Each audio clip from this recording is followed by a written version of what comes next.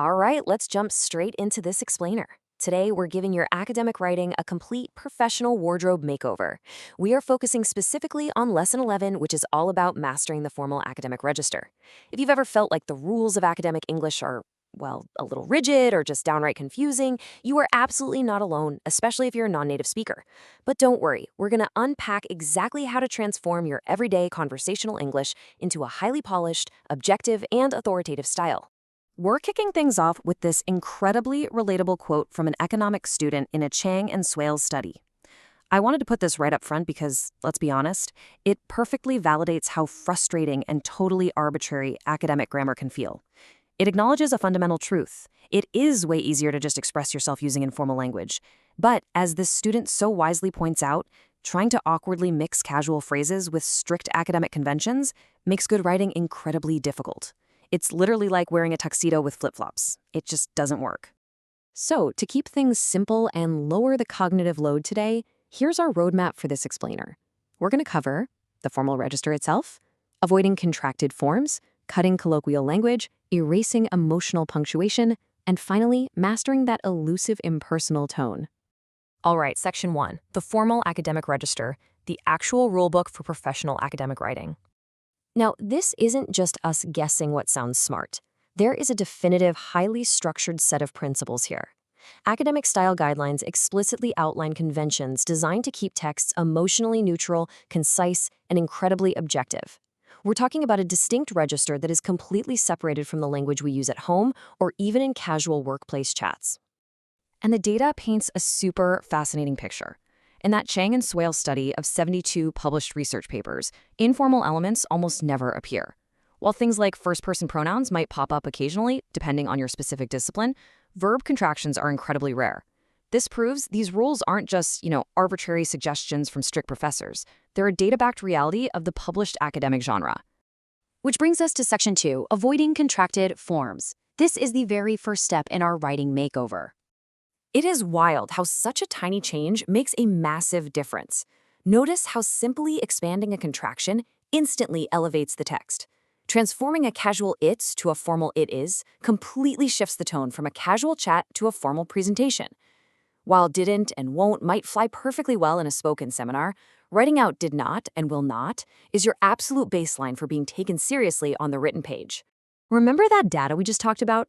Out of those 72 full research papers analyzed in the study, verb contractions appeared a mere 92 times overall. Let me put that into perspective. That's an average of just 3.1 times per entire paper. That makes contractions one of the absolute rarest informal elements in published research. Seriously, if you want to sound like an insider in the academic community, this is the easiest habit to just drop right now. Okay, moving on to Section 3, cutting colloquial language. Time to dress your vocabulary for success.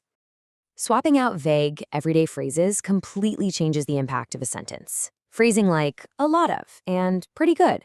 Well, it sounds like you're just guessing, right? But by upgrading to many and encouraging, the statement suddenly sounds precise and authoritative. Academic writing demands that we pack complex ideas into relatively few, carefully chosen words. And it definitely goes further than just tightening up phrasing. We have to completely eliminate highly informal, idiomatic language. Words like kids, stuff, dead easy, or cute might work perfectly well when you're grabbing coffee with a colleague, or even in a lively class debate. But on the page, they act as jarring anomalies. They severely undermine that serious scholarly tone you've worked so hard to establish. Next up, Section 4, erasing emotional punctuation. We are removing the attitude and the personal feelings here. Naturally, we want to emphasize shocking or super important data. But relying on an exclamation mark to show shock, that's a feature of spoken, expressive language. The formal academic makeover strips the exclamation mark out entirely. Instead, we use an evaluative adverb, something like disappointingly, to state the finding calmly, clearly, and analytically. Actually, removing these emotional markers is basically a deliberate cheat code used by top researchers. The source material highlights researchers in statistics specifically. Prudent scientists who believe studies should be purely factual and therefore best designed to be completely faceless and agentless. By avoiding exclamations and direct emotional displays, they avoid the accusation of incomplete thought. Instead, they maintain a flawless appearance of strict objectivity, reinforcing the assumption that their studies are entirely neutral representations of the real world. And that brings us to Section 5, Mastering Impersonal Tone, shifting the focus from the author to the research itself. Now, this is a massive challenge for many non-native speakers and new academic writers. So how do we actually do it? If we aren't supposed to use personal pronouns like I or we to passionately express our opinions and all our hard work, how do we confidently present our findings? How do we step back and let the research take center stage? Well, you've got a whole toolkit here to completely conceal your personal involvement by attributing agency directly to the research. Instead of saying, I heated the solution, you just use the passive voice. The solution was heated. You can also lean on dummy it or their structures, like it was possible to interview. And perhaps the most useful tool of all, abstract readers. Basically, let the objects do the talking with phrases like the data suggests or table 2 shows. Let's look at how this transforms a sentence in practice.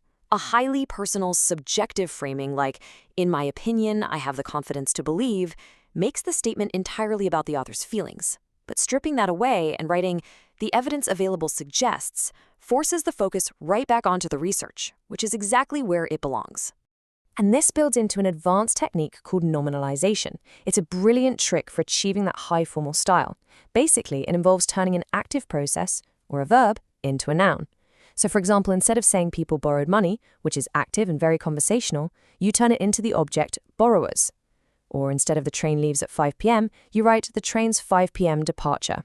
It literally freezes the action and packages complex phenomena into single, neat elements. So what's the big takeaway from all of this? Academic writing is fundamentally a completely separate register. By stripping away contractions, colloquialisms, and emotional punctuation, and by really leaning into impersonal structures and nominalization, you aren't sacrificing your unique voice, not at all. You're simply adopting the universal, professional language of objective science. Ultimately, by eliminating these informal habits, you remove the distractions. So I'll leave you with this. Are you ready to embrace the formal register and let your research speak powerfully for itself?